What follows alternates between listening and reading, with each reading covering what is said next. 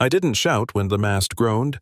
I lifted my phone and watched her in my flower bed ripping my Wi-Fi antenna like it threatened the block.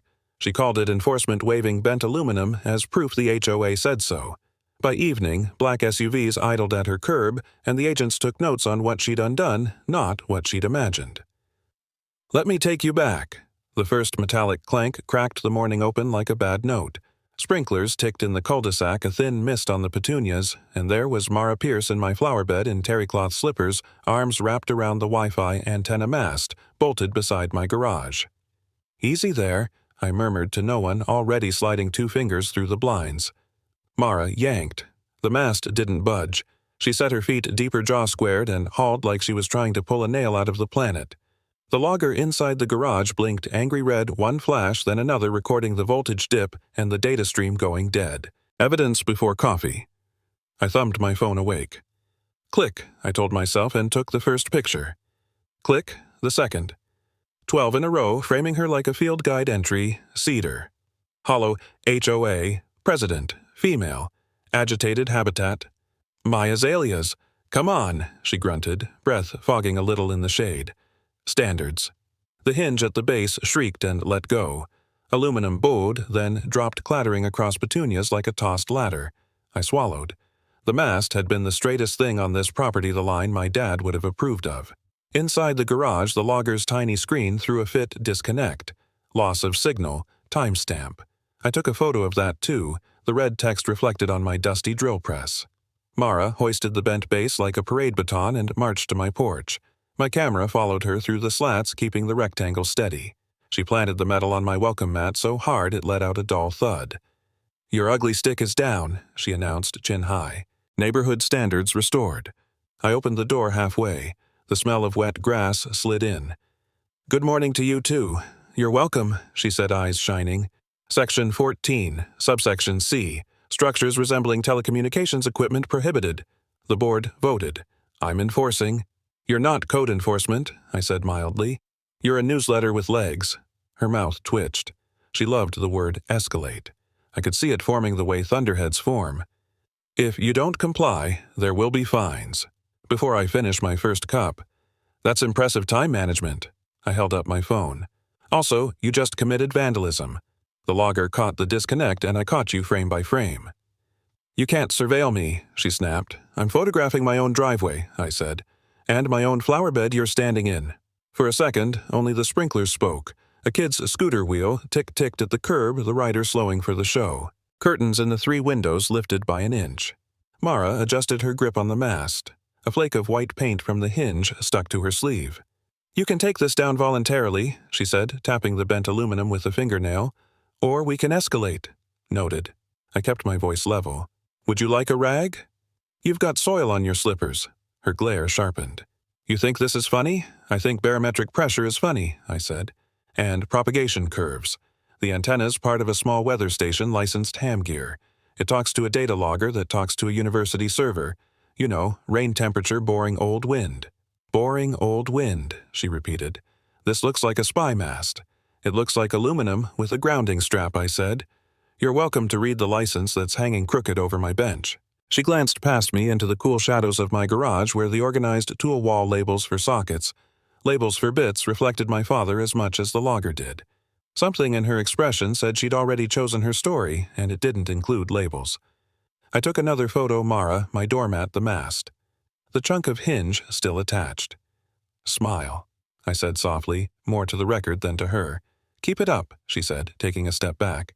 "We'll escalate at the board meeting." Mini cliff number 1 landed right there, the word she loved echoing down the street like a dare. "We'll escalate." I didn't answer. I crouched instead and shot the hinge close-up fracture line like a lightning fork. The logger pinged another red square in my peripheral vision. I held the phone steady long enough to catch the timestamp and the little file icon. I could already see the email subject line, "Disconnection event, attached evidence mast interference." Mara lifted the mast again, testing weight. "You'll hear from me," she said. "I'm sure I will." I straightened. "And you'll hear back with attachments." She stalked across the walkway past the hydrangeas that never took to this soil, each slipper printing a wet oval on the concrete. When she reached the sidewalk, she turned, raising the bent length like a medieval lance. Neighborhood standards, she declared loud enough for the curtains. Restored. Temporarily, I said. Her face colored. We'll escalate, she repeated, savoring it. Then she strode back toward her house mast, held at an angle that made two kids on scooters steer wide circles, giggling without knowing why. I stepped inside and let the storm door hush shut. The garage smelled like hot plastic and old pine. The logger's fan whirred thinly. I tapped the screen with one knuckle, then tapped Export Event Log. The device chirped and spat a tiny success tone. I plugged the thumb drive in and watched the file name crawl across the LCD, 2019 05 12 07 60 43 disconnect. CSV. Good morning, Harlan, I told my reflection in the galvanized cabinet. You're a witness. Coffee would have been nice, but the ritual had to go first. SD card from the camera into the little reader, thumbnails blooming. Mara bent over the mast, Mara with the hinge. Mara with my doormat, the logger panel with loss of signal in red. I dragged them into a folder named Cedar Hollow Mast Incident 01 because you never start a folder at final. That's a rule you learn the third time life sends you back to fix your labels. The phone buzzed with a text from Nate. Dude, is Mara hauling metal A photo followed wide angle from his porch capturing her crossing my lawn like a homegrown parade. Documentation underway, I typed back. No commentary yet. Need a witness statement, he sent. Just your porch camera footage, I wrote. If it caught audio, even better. Even better, I repeated out loud, hearing my father's habit of repeating a phrase when he filed it. I opened a new email, CCing myself because that's how you make systems remember. To myself and the generic address on the licensing letterhead. Subject, Cedar Hollow. Unauthorized removal of licensed equipment.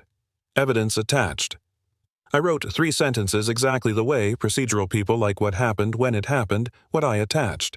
No adjectives that could be argued, no verbs that sounded like a fight. On the driveway outside, a sprinkler head sputtered to a stop. A small bird landed on the fallen mast and hopped twice, curious. The absurdity made me smile. I took one more photo because absurdity is also a kind of timestamp. The doorbell chimed. I let it ring once more before answering. Mara had returned the mast to the grass and stood on my steps empty-handed, chest rising like she'd just jogged the block. You're going to make this difficult, she said. I'm going to make it accurate, I said. This is about safety, she said. This is about procedure, I said. She lifted her chin. We'll escalate. Mini cliff number 2. Same word, new temperature, we'll escalate. Terrific, I said, and kept my voice as gentle as I could make it. In that case, I'll escalate as well. I held up the thumb drive like a communion wafer, with receipts. Her eyes dropped to the tiny piece of plastic and back to my face. For a moment, she looked disappointed, like the game she wanted. Yelling doorframe spectacle wasn't going to be played by the rules she knew. She turned without another line and marched away, slippers squeaking faintly. Neighbors pretended to examine shrubbery. A dog started to bark and then stopped as if even he respected the quiet. I stood there until she vanished through her doorway. Then I went back to the garage, clicked attach, and let the progress bar crawl. The logger's fan hummed like a bug in a jar. When the last file turned into a tiny icon in the email body, I typed the single sentence my father would have approved of. Please confirm receipt. I hit send and watched the screen blink. In the silence that followed, I could hear my own breath and the faint tick-tick-tick of cooling aluminum where the mast had bent. The day was going to be long. I opened a fresh message addressed to myself again, subject line, a promise to future me, escalation log. Entry 1. Let's get this right, I said, and started the log. By noon, the cul-de-sac looked papered, every mailbox flag up like a small red salute.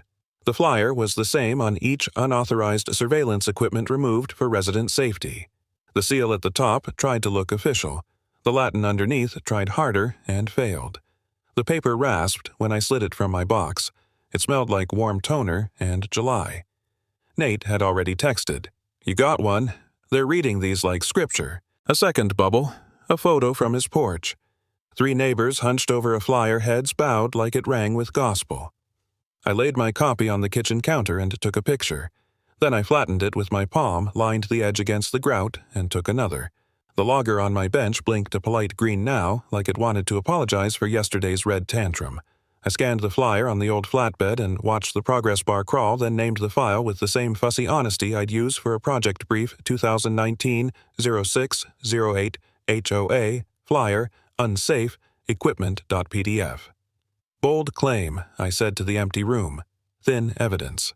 Outside, heat trembled above the asphalt. Kids circled on bikes' tires, whispering over chalk lines they'd drawn for Foursquare.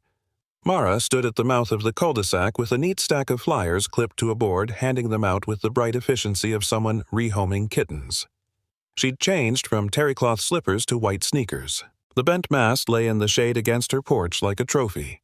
I stepped onto my driveway. Morning, Mara. Afternoon, she corrected, smiling in a way that made the smile look like work. She held up a flyer. Community safety update. May I keep this one, I asked, and when she nodded, I photographed it again, this time with her hand in frame, nail polish immaculate. The shutter sound made her flinch. Photography again, she said. Of course. I'm consistent, I said. Nate coasted up 1 foot down to balance baseball cap backward. So I heard my house is under foreign surveillance, he said, voice pitched for comedy. Not your house, Mara said briskly. Our houses. I'm flattered to be included, he said. Do we get badges? Mara ignored him. The board has a responsibility to escalate, I offered. She gave me the smile again, brighter, thinner. To inform.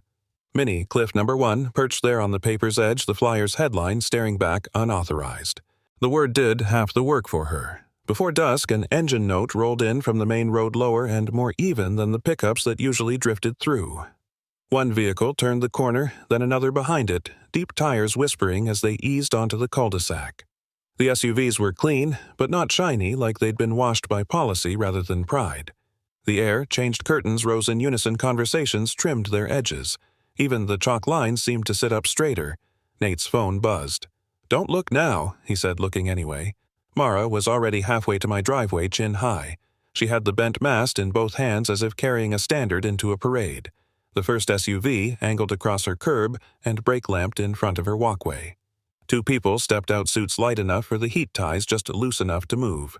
Badges flashed, no flourish, no extra seconds for the audience. Good afternoon, the taller one said. His voice had that calm that uses up the oxygen in conflict. We're responding to a report regarding telecommunications equipment. Excellent, Mara said, seizing the lead. She lifted the mast like Exhibit A. This was on his property. She angled it toward me. We removed it for safety, I murmured, because accuracy matters. The agent's eyes rested on the mast, then on the bolts still glinting at the base, then on the hole the ground rod had left by my siding. He took in the logger through the open garage door, the tidy tangle of cable ties, the laminated license hanging crooked and unashamed above the bench. Sir, he said to me, may we take a look at your setup? You're welcome to, I said. Mind the dust. My father taught me labels, but not humility about them. He stepped into the cool garage air. The second agent followed, notepad out, but not hungry. Mara's footsteps clattered behind us and then paused at the threshold as if the limit of the driveway was also the limit of her courage. She held the mast like it might still prove something. The tall agent leaned to read the call sign on the license. Amateur radio. Weather station small, I said. High band receiver into a data logger. I contribute barometric and noise readings to a university project. Nothing exotic. Boring old wind. Boring old wind, Nate echoed from the driveway. New band name. The agent checked the connections, the ferrites on the coax, the ground strap. He touched nothing he didn't need to. He glanced at the logger display. You have the event yesterday exported, right here. I tapped the thumb drive, still in its cheap plastic case. And the photos. He nodded. If you could email those to the address on this card, I'd appreciate it. Mara edged closer, voice louder than necessary. You should be taking that equipment, not collecting souvenirs. It's a licensed installation, the agent said mildly. He handed me the card. We're not here to take anything. Then, what are you doing here? Mara demanded. Confirming facts, he said. I watched her face as the answer landed. A tick twitched near her eye. She tightened her grip on the bent mast. The aluminum moaned a little under her fingers. The second agent walked the length of the garage with her eyes, then wrote one line in her notebook. She didn't ask for commentary, she didn't need mine, and she wasn't interested in Mara's. Procedure prefers nouns. Looks standard, the tall agent said at last, nodding once. He aimed the nod at the license rather than at me, as if to keep the compliment impersonal. Mara's mouth opened and closed a hinge that hadn't decided which way to swing. It looks like standard, Nate said cheerfully from the driveway. He said standard. She ignored him. This device can intercept? It logs rainfall, I said. If spies care about humidity, we're in more trouble than I thought. The agent's lip did a tiny thing that might have been a smile if it had more room. He turned to Mara. "Ma'am, please set the mask down. It's not evidence for removal. It's part of a licensed system." She lowered it slowly, as if obeying gravity was a concession. The aluminum touched grass with a soft chime. Mini cliff number 2 arrived with that chime the moment where a story tries to shift, but gravity insists. "Sir," the agent said to me businesslike again, "if anything else occurs, you can send an email to that address with attachments. Include dates and times." "I'm good at those," I said. "I'm sure," he said, then turned to the second agent and nodded toward the SUVs. Mara watched them go, color working up her neck. The neighbors watched Mara. The kids stopped circling and pretended to search for lost chalk. Heat pressed down on all of us, the sky a white sheet ironed too flat. When the first SUV reversed, its backup alarm clicked rather than beeped a mercifully private sound. Tires rolled calm as they'd arrived out of the circle and back toward the main road. The second followed. Only when both had disappeared did the noise of the world creep back in the cicadas, the distant mower, the mutter of an air conditioner starting a cycle. Mara swung to me the flyer, crumpling in her fist. "You think this changes anything?" "It changes my inbox," I said, "but I'll manage." Her smile reappeared brittle. "Special session tomorrow," she said. "We'll settle this properly." "Properly would be new hinges," I said, but she was already walking away, the mast dragging a faint silver scar across the lawn. Nate rolled his bike forward, one sneaker scuffing the pavement. So that was... Not a parade. "Closer to a tuning fork," I said. "Someone strikes it, we all hum." He laughed once. "You going to the special session? I never miss a good agenda," I said. "Bring your phone. Always do."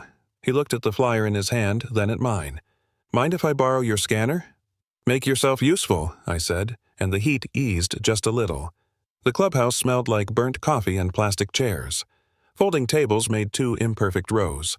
Name placards in 12-point Times New Roman leaned against paper cups.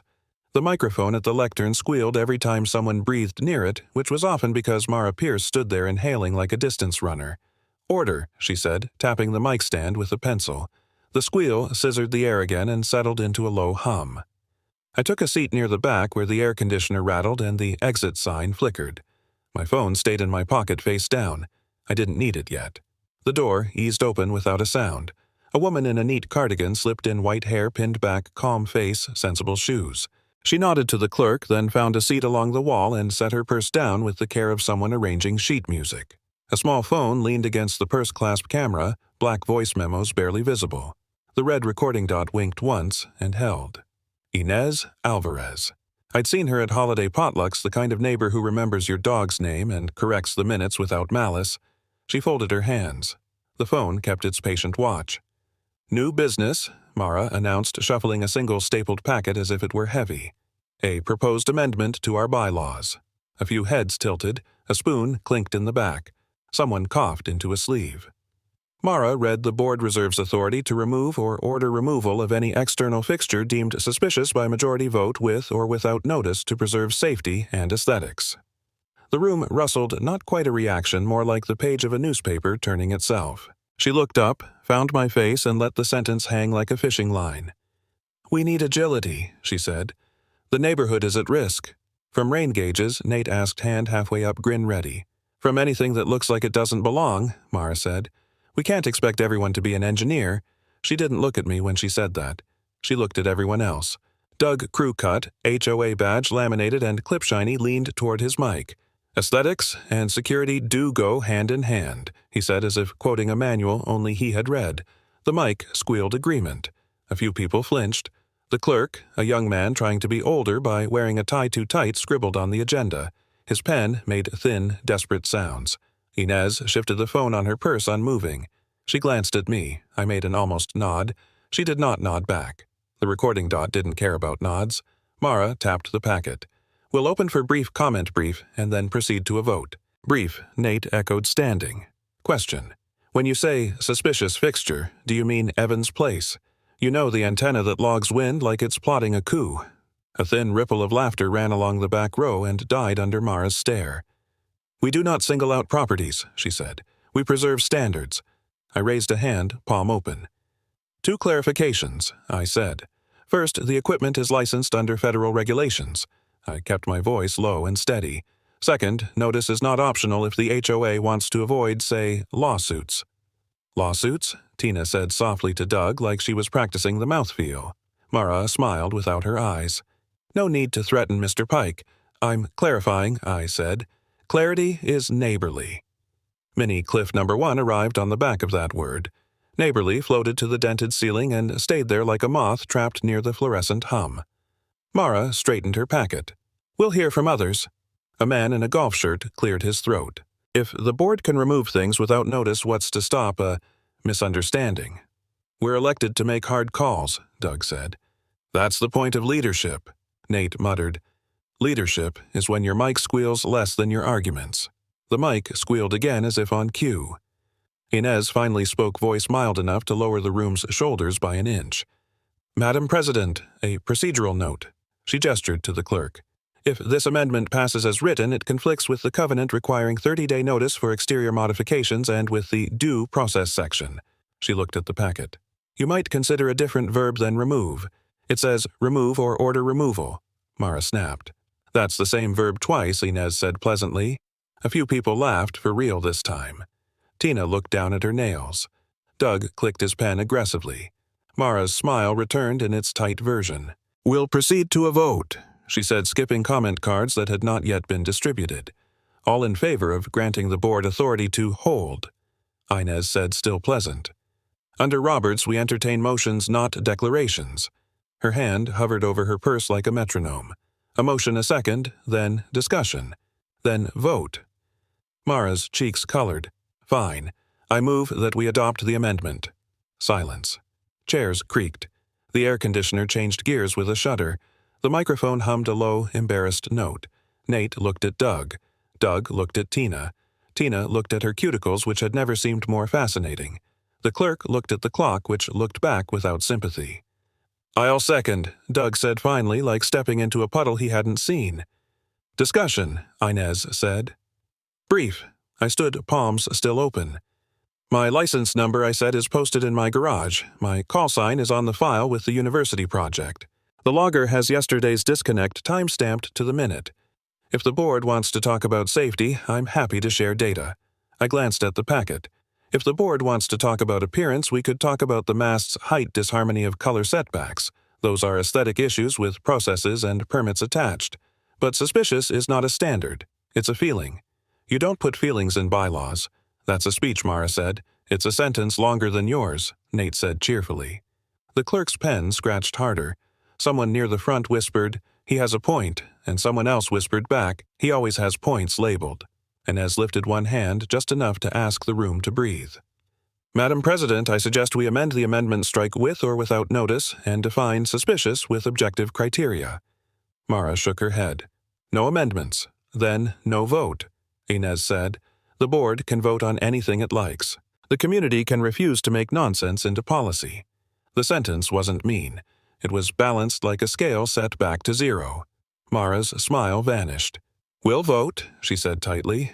All in favor. 3 hands rose, Mara's, Doug's, and Tina's, half-hearted as if she thought indecision had a setting in between. All opposed? Inez asked. Hands went up like a field of spring weeds. I counted quickly because that's what I do when numbers appear in the wild. 21. Motion fails, the clerk said, voice wobbling but pleased to have an action to record. Mara clapped twice alone, eyebrows high and unmoving as if clapping were punctuation and she'd chosen periods. The sound died quickly. Nate leaned toward me. Was that the shortest revolution on record? Revolutions rarely end with minutes approved, I said. Mini cliff number 2 arrived in the silence after the vote, where you could hear the coffee burner clicking as it surrendered. People stood in 2s and 3s chairs, bumping paper cups collapsing in careful hands. Tina slipped out by the side door. Doug whispered to Mara and then pretended he'd remembered something urgent elsewhere. The clerk stacked agendas with relief. I stayed in my chair until the room thinned. Inez did too. When she rose, she lifted her purse slow enough not to tip the phone. She stopped beside my row and spoke without looking at me. Save the file, she said. I have a folder ready, I said. 2, actually. She smiled with one corner of her mouth like she'd expected that. This is only beginning. The microphone squealed once more as someone bumped at a little animal that refused to be tamed. The exit sign flickered and held. I slid my phone from my pocket and typed the file name in a new note before I could forget the shape of the moment. 2020-08, 711, HOA, amendment, meeting, audio.mp4. Then I walked out into the hot light with the smell of burnt coffee clinging to my shirt and the word beginning in my ear like a promise. The mailbox groaned like it had eaten a brick. Inside, a trifold notice of violation sat on top of the grocery coupons folded so tight the paper had a memory. The seal on the header looked important until your eyes found the Latin Cedrus. Holov, 1L, 1V, both wrong, like a costume that forgot its buttons. I took a photo of the envelope flap, then the notice on my hood under the porch light. Wind came off the foothills with a dry edge. The paper tried to skate away. I anchored it with my keys and read External Telecommunications Apparatus Unauthorized. Corrective action removal and remittance of assessment within 10 days. There was a QR code that resolved to the treasurer's personal email and a Venmo handle that sounded like a pet's name. I took another photo. The logger in the garage hummed to itself innocent. Somewhere in the yard, a sprinkler valve hissed a long, unfriendly inhalation. I texted Nate. "You get one." He replied with a picture of his empty mailbox. "Nope. Just you, and probably everyone on the corner," I wrote. Our HOA learned Latin from cereal boxes. He sent back a skull emoji and a thumbs up, the modern equivalent of dark humor on a porch step. I laid the notice on my scanner bed and shut the lid like I didn't trust the paper not to bolt. 2020-11-03. HOA violation. Cedrus, Holov.pdf. The progress bar crawled. The wind knocked the screen door once. I framed the seal close so the misspelling filled the capture like a confession. When the file beeped done, I posted it to the neighborhood forum with exactly 12 words. Anyone else get a ticket from the Cedar Hollow Fantasy Police? I attached the PDF and withheld the commentary that wanted to sprint. Within minutes, the thread popped like oil. "This is wild. We needed this for months. Is this even real? My cousin's HOA did this once. Pay it and move on, man. Don't pay. It's fake. I heard he built a tower. It's a weather thing." Mara said, "Spies. Spies with rain gauges." I added 2 screenshots, my ham license, and a cropped view of the logger's timestamp field from last May when the mast went down. I didn't argue. The data did its small patient work. By late afternoon, the wind sharpened. The front yard shimmered in a strange way, a sheen where there shouldn't be. The sprinkler hiss was steady now, not cycling. I walked around the side of the house. The irrigation box lid sat askew, a fresh crescent of dirt smudged along its lip. Inside, the manual override lever had been nudged to on, and left there like a prank that wanted to look like weather. "Cute," I said to no one. I took 3 photos, box liver water pooling along the lawn's low corner. I shut the lever, then the box, then the lid.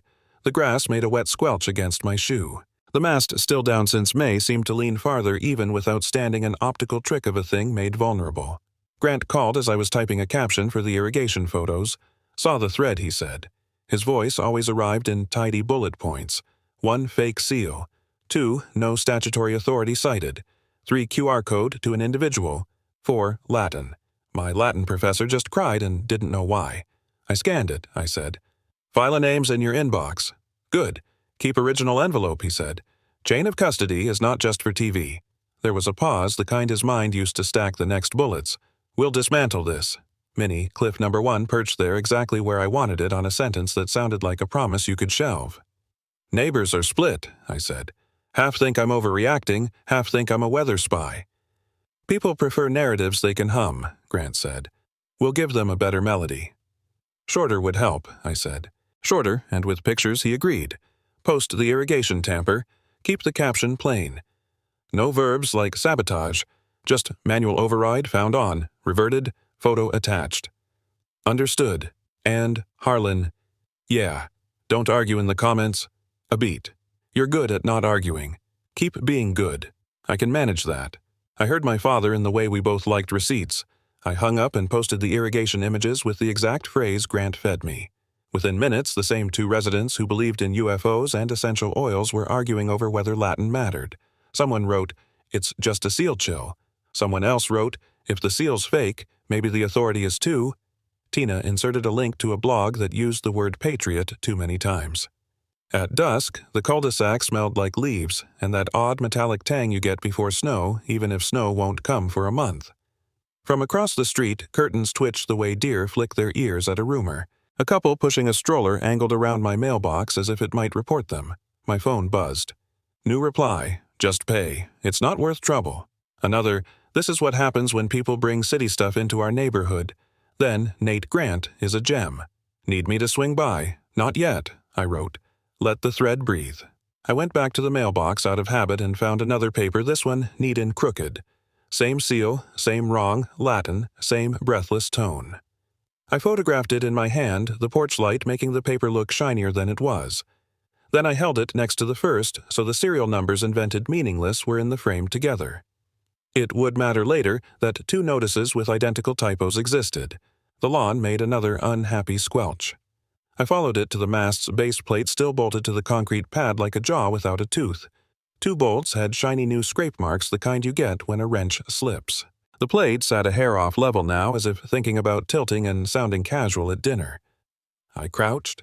The ground strap had been loosened and retightened half a turn in the wrong direction. Telltale torque by someone who lied to themselves that counterclockwise was close enough. "Hello, little breadcrumb," I said, and took the shot. Then another of the level bubble showing the lean. I emailed Grant the photos. I ECC'd myself again because habit is a kind of anchor. By 7, the thread had gone thermonuclear. Someone posted a screenshot of a Cedar Hollow Enforcement Division Facebook page that had been created that afternoon and had exactly one post a copy of the flyer with the comments turned off. The profile picture was the fake seal cropped so tight you didn't see the misspelling unless you tilted your head like a puzzle. Grant, I wrote in the email, body attaching irrigation lever photos, base plate lean, strap missed torque, second notice. Also, a social media account popped up, screenshot attached. I hit send and let the little whoosh stand in for a breath I had not taken. The doorbell rang. I opened it to find nobody there, just a notice of violation tucked into the wreath. The ribbon caught it and held it like a mouth carrying a letter in a cartoon. I took a picture. Across the street, a curtain fell back into place. Mara appeared 2 houses down, clipboard under her arm, head high. A man I didn't recognize, new build at the end of the block, signed something on her board like he was happy to have homework. I stepped onto the porch. "Evening," I called. She didn't turn. "You're flooding the block with drama," she said, voice pitched for the air. "I'm flooding my lawn with water," I said. "Your notice was helpful for locating the valve. Neighbors have rights," she said. "We're protecting them." "Which ones?" I asked. "The right to feel safe," she said. She still didn't turn. "Feelings aren't bylaws," I said quietly enough that only the mailbox heard me. Minnie, cliff number 2, settled there, a soft place where the sentence made a kind of private click. My phone buzzed Grant again, short as ever. "Got them. Keep stacking. We'll file a response if this persists. Also, don't engage tonight." "Understood?"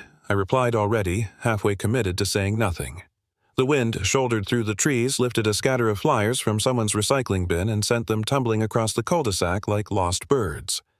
I watched one flap to a stop against the mast base. It stuck there, dampened by the overflow from my yard, the fake seal smearing into something truer, just ink and water.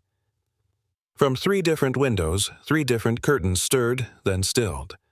A family I'd said hello to 100 times walked past with their dog and found a reason to check a text message right when our eyes might have met. The air felt thinner than it had that morning, like someone had turned down the oxygen. I picked up the flyer, shook it once, and slid it into a plastic sleeve for the folder. The sleeve made a soft sigh when the paper went in, the sound of something being preserved instead of believed. Across the street, another curtain twitched. I realized it wasn't just paper that was folded tonight. It was me a little. It was the circle tightening by an inch. And it would be very quiet in the garage when I went back in to name files after the thing they were trying to erase. The county courthouse always sounded bigger than it was. Footsteps ricocheted from tile to wood to painted cinder block, and conversations traveled in careful whispers like contraband.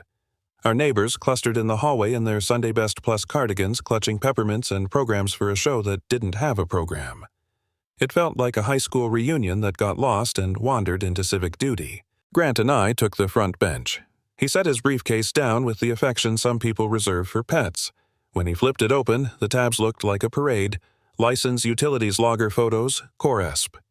Each sheet had a small post-it with a verb: produce, admit, identify. Mara's lawyer arrived with the thinner file edges already curling like it disliked being here.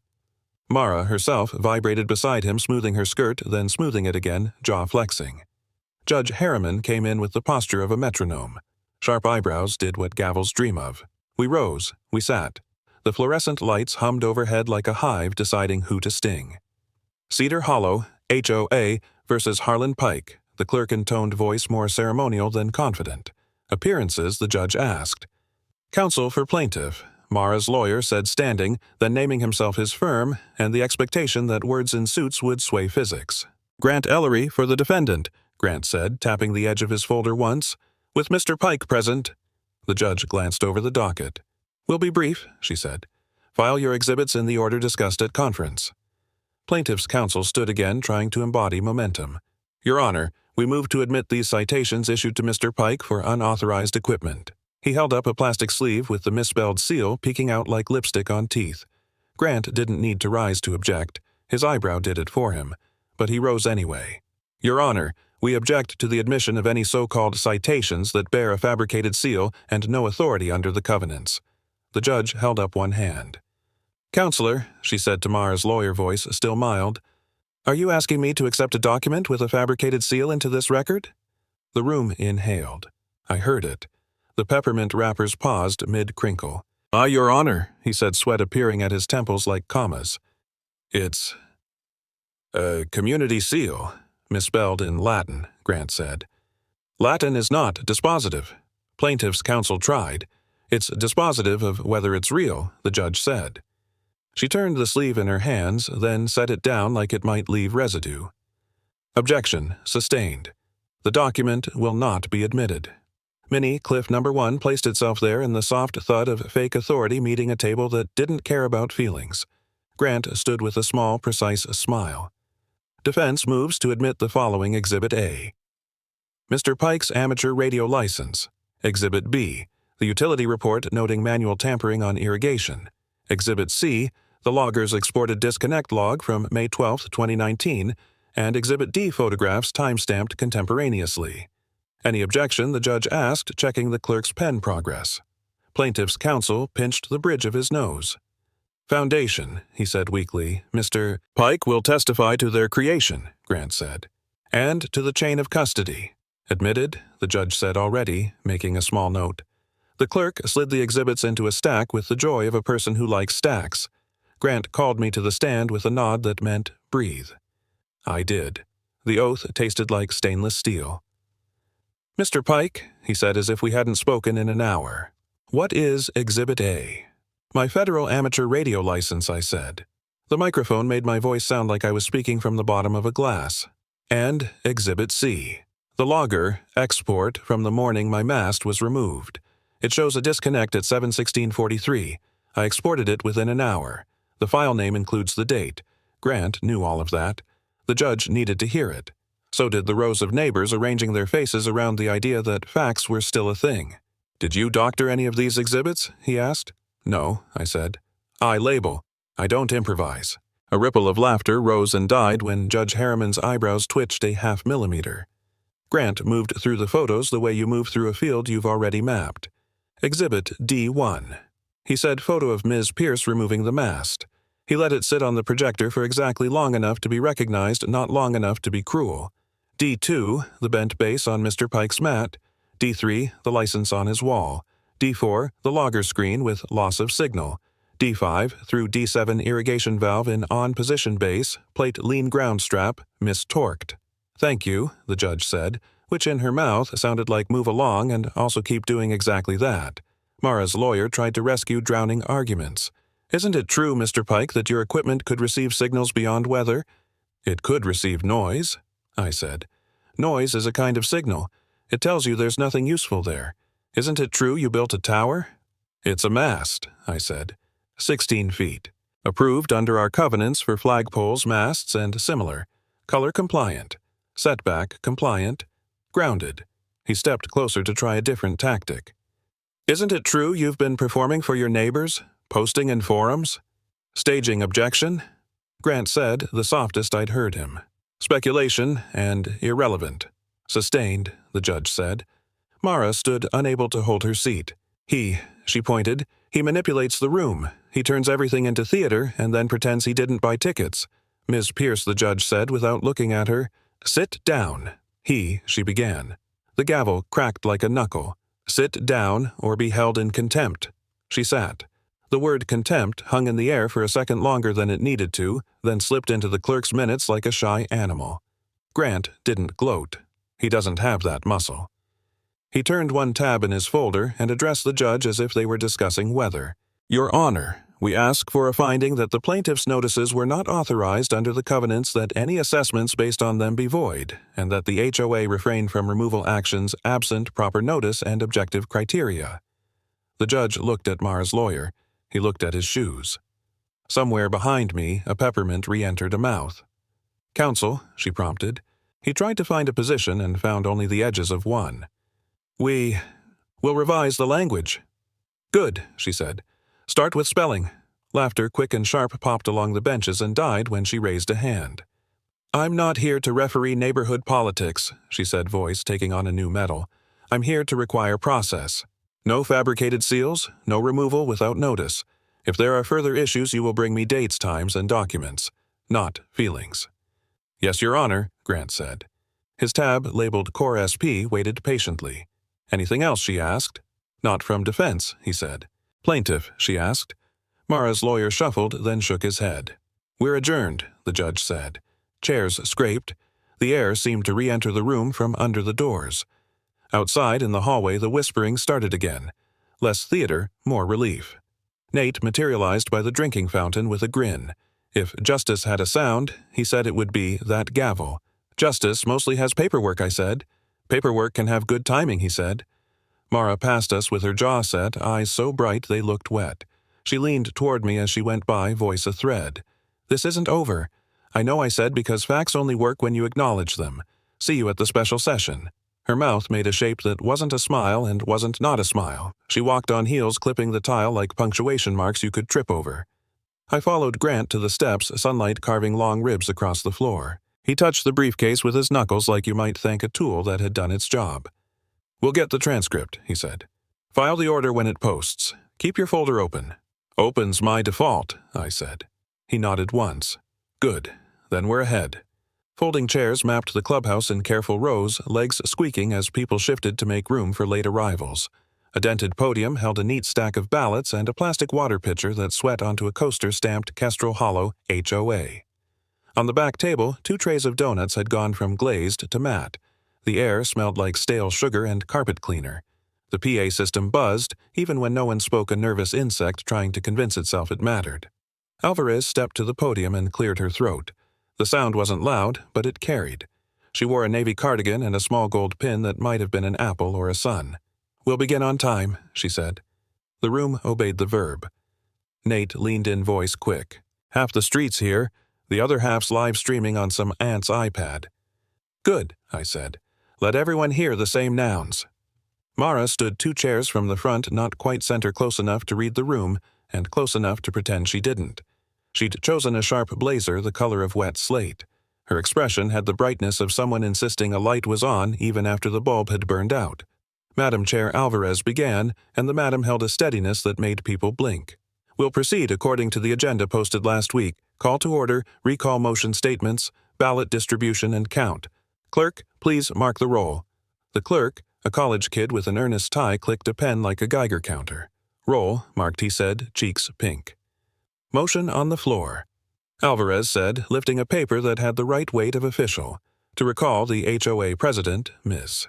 Pierce for cause, misuse of authority, issuance of unauthorized violations, and failure to follow due process. Her voice didn't add adjectives. She didn't need them. Seconded, someone said from the back, then someone else, and then the echo of it folded back into quiet. Mara rose before she was invited. Neighbors, she said, opening her hands. Friends. We have enemies at our door. Not wolves, not thieves, something worse. Complicity.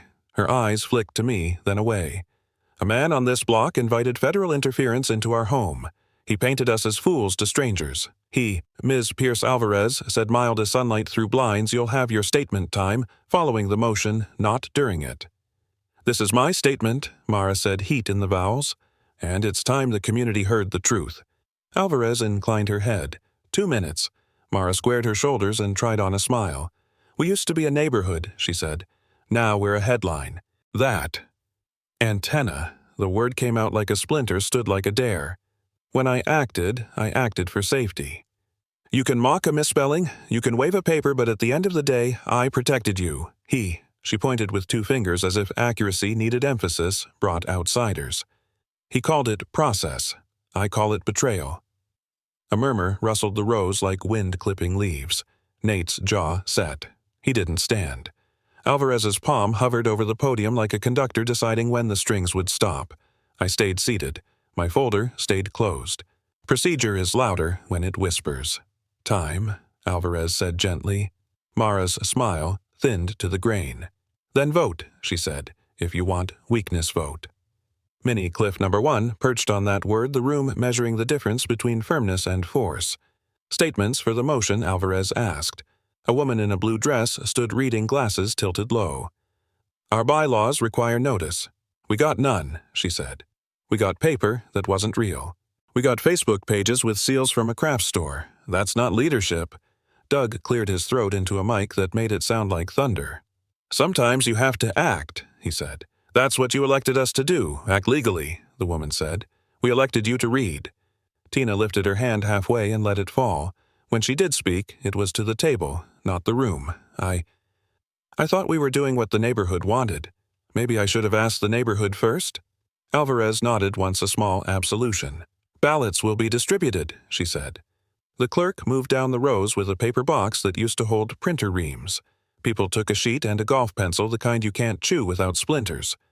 Nate passed me a ballot without commentary. The question was one line, shall the president of the Cedar Hollow Homeowners Association be recalled? Below 2 boxes. Yes and no. I filled in the oval like a standardized test. Steady hand, no bleed. Fold once Alvarez instructed. Clerk will collect. The box made a slow tour. People pretended not to watch their neighbors choose. The donut table acquired a new visitor who pretended to want coffee instead of a view. When the last ballot fell into the box with a papery cough, Alvarez gestured the clerk and 2 volunteers to the front table. They dumped, counted, recounted, and then stacked in tens fingers, tapping quiet rhythms. The PA hissed as if breathing along. Mara didn't sit. She hovered a statue in the wrong museum. You think this makes you safe? She whispered toward nobody in particular. You think process will save you when Miss Pierce Alvarez said without looking up, please take your seat. Mara moved an inch and stopped. Behind me, Nate whispered, this is the part in movies where they cut to a close-up.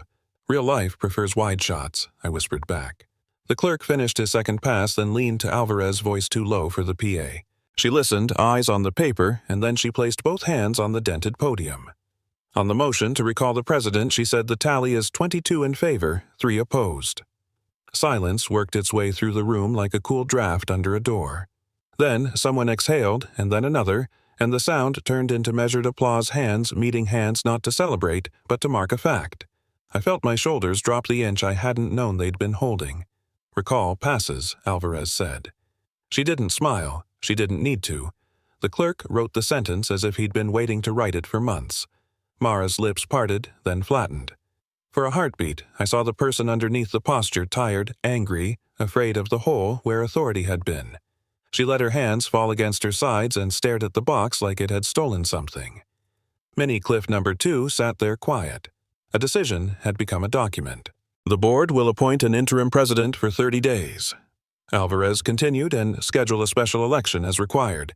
The minutes and the recall transcript will be posted by morning. A hand in the second row went up. What about the fines? The man asked. The notices, invalidated, Alvarez said. Refund proposals will be on the next agenda. Nate nudged me with a knee tiny. Hear that? That's paperwork learning manners? I let myself smile. Good manners are underrated. We filed out past the donut table. Someone pressed a powdered ring into my hand like communion. I didn't eat it. Powdered sugar in a throat feels like a bad omen on a day that just learned to breathe. Outside, evening had gone purple around the parking lot. People lingered in clusters that looked for once like neighbors instead of factions. Tina stood alone near the curb, scrolling a phone she wasn't reading. I walked past, gave a small nod. She returned it, eyes shining in a way that wasn't victory or loss, just the tired middle. Nate opened his car door and paused. "So, you going to sleep tonight?" "I might try it," I said. "Good," he said, "because tomorrow the group chat is going to need your calm voice emoji again." "My, what?" "You know," he said, grinning. "The period." We drove the 2 minutes back to the cul-de-sac with our windows down, the air finally soft enough to borrow. I parked and listened to the slow domestic sounds, someone rinsing a casserole dish, a dog's collar clinking, a sprinkler starting its measured tick. For a moment, the block felt like itself. It didn't last. At midnight, sound came like a wall. Speakers mounted in a second-story window blasted a monologue into the street, Mara's voice pitched an octave higher, riding feedback. Floodlights swung in arcs, bleaching the lawns into a stage that no one had asked for. A spotlight froze on my front door and held humming. I stepped onto the porch and let the beam paint me. Across the way, blinds trembled. The PA in the clubhouse had buzzed all day. This buzz felt like a dare. "See you," Mara's voice shouted to the dark. "See what happens when you shame your own?" I didn't answer. Procedure doesn't argue with floodlights. It writes things down and sleeps with earplugs. They came back at dusk, the SUVs gliding into the cul-de-sac without drama engines, a low breath under the sizzle of grills. 2 agents stepped out and walked to Mara's porch where the floodlights had burned white circles into the siding last fall. This time, there was no audience pretending not to watch. Kids froze with basketballs tucked to ribs, then held still the way deer do when the air changes shape. I stood in my yard with a spatula that didn't need me, the grill lid open on 2 burgers I'd promised would be better than they were. Smoke curled up and flattened against a sky turning lavender. The agents pressed the doorbell once and waited. You could hear the chime through the door, small and domestic, a noise that had done nothing wrong. Mara opened. Her suit had fewer angles than the night of the speakers, but the eyes were the same. She looked at the agents, then at the cul-de-sac that wasn't turning away this time. One agent spoke in a voice meant for porches, not for rooms full of microphones. He held a single envelope. I saw the government return address the way you notice a far lighthouse, clear, small, unarguable. He didn't take a step inside. He kept his shoes on the welcome mat and his hands visible. He said something short. She answered longer. He answered shorter. The envelope exchanged between palms. The agent nodded, and the nod ended the conversation. Procedure likes short nouns. Notice, acknowledgement, receipt. They left the same way quiet, passing the driveway chalked with hopscotch and half a bracket for knockout. Only when the SUVs rounded the corner did the kids let the basketballs drop and thump again. The sound felt like air returning to a room. My phone buzzed on the patio table, an email notification addressed to me from the same contact who'd been to our street more times than any of us intended. The subject line was a long way from drama follow-up, please keep your records. The body was only 2 sentences and a sign-off. Thank you for your continued cooperation. Please keep your records. I forwarded it to myself with a better file name because someday I would need to find it without guessing 2022-03-19. Follow up, keep your records EML.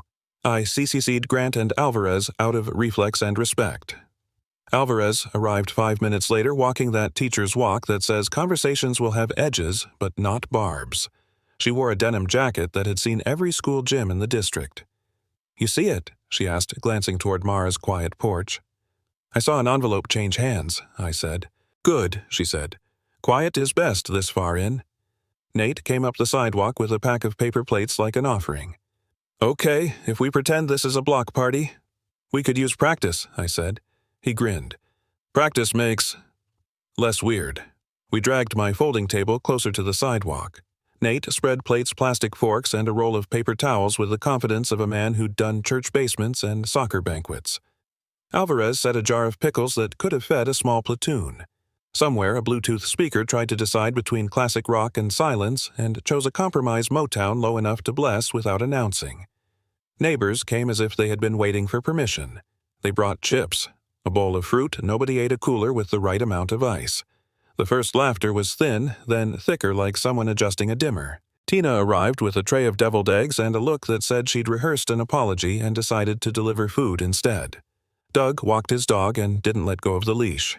We let both choices pass without notes. Alvarez stood beside me at the grill, warming her hands over a heat that didn't need warming. It isn't enough to remove her, she said, soft enough to belong to the smoke. You must restore what she broke. Procedurally, I asked. Symbolically, she said, and technically, yes. That helps symbols. I lifted the lid and turned the burgers and thought about the mast base plate its bolts marked by someone else's wrench months ago. The empty corner by the garage had been an absence so loud I'd started to hear it when the house was quiet.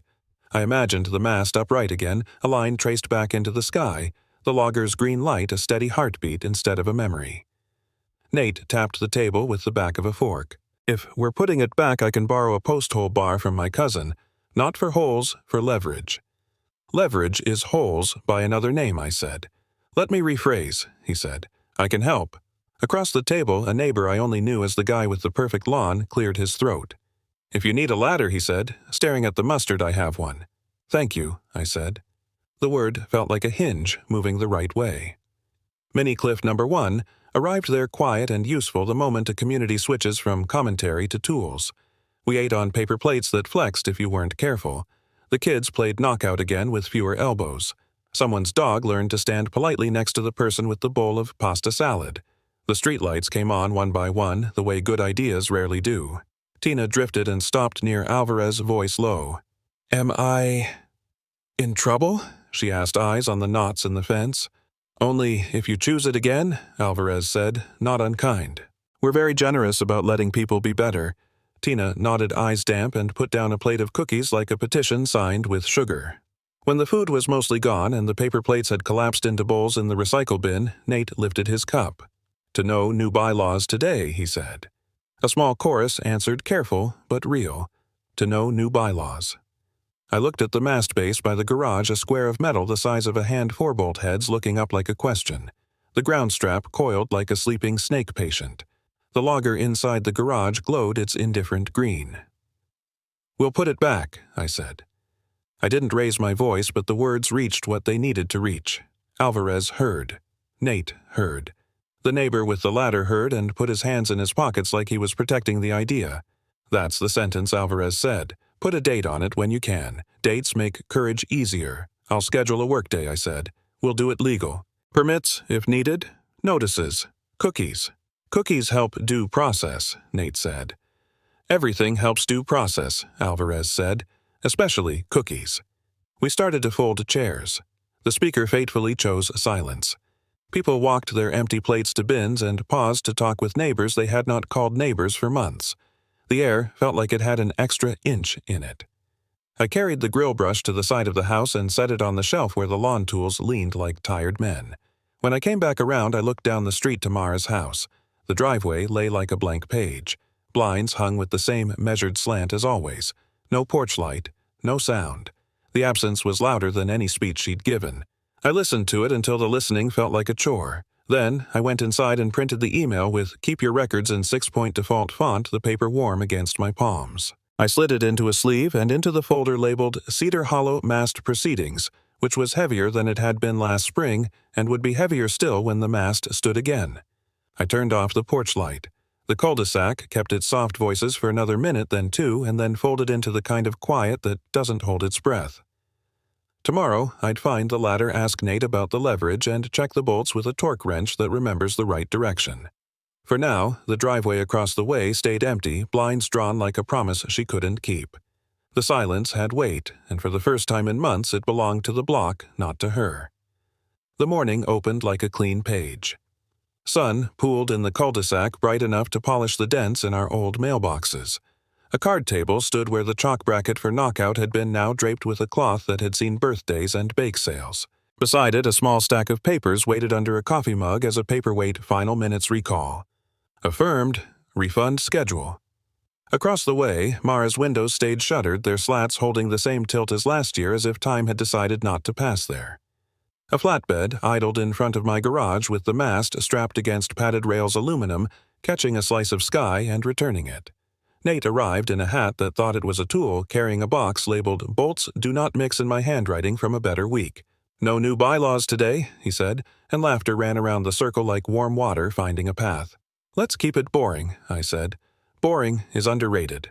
Alvarez stepped forward with a clipboard and a serious pen.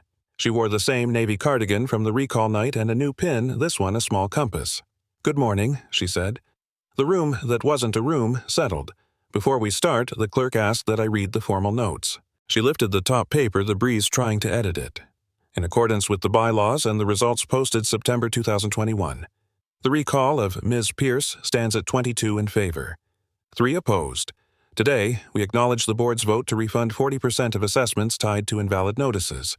She looked up. Checks will be issued within 30 days. A murmur of relief moved like shade. The clerk, older now Ty Looser, clicked his pen once as if to bless the sentence. He stamped the page, posted with a stamp that thunked like a small door closing politely. I took a photo because I take photos. The workers from the flatbed wore the calm of people who fix things without narrating it. One of them, a man whose forearm spoke in torque values, touched the base plate with his boot. "You want her dead plumb or with a hair of lean?" he asked. "Plumb," I said. "My father would haunt me otherwise." He grinned. "Fathers usually prefer plumb." We unstrapped the mast. Nate handled the lower end while I walked the top, my palm picking up a chill from the metal that felt like early spring under late spring. The mast went from horizontal to a question mark to a promise. We set it into the sleeve and let gravity take a first opinion. The worker slid the locking ring into place with the seatbelt click that brings back childhood road trips in safer cars than our parents drove. "Bolts?" I said. Nate opened the box like a magician revealing something he hadn't cut in half.